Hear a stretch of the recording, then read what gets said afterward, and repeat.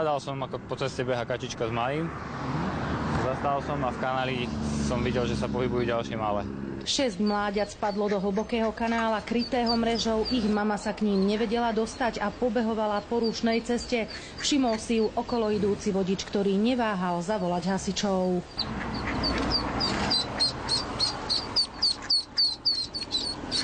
Za mamičkou.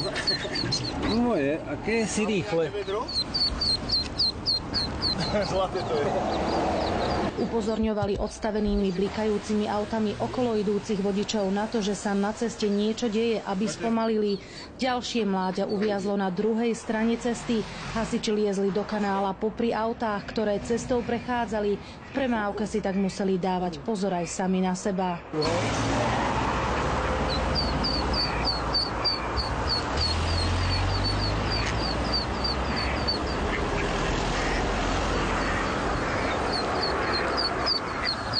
Behala, určite aj s malým, zo 3-krát by ich tu už bolo zrazilo.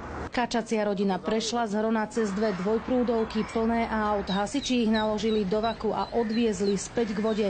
Všetky sa bezpečne vrátili tam, odkiaľ sa vybrali na výlet.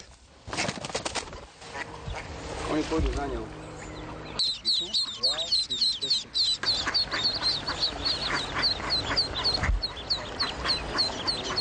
Z Banskej Bystrice Katarína Kováčiková, televízia JOJ.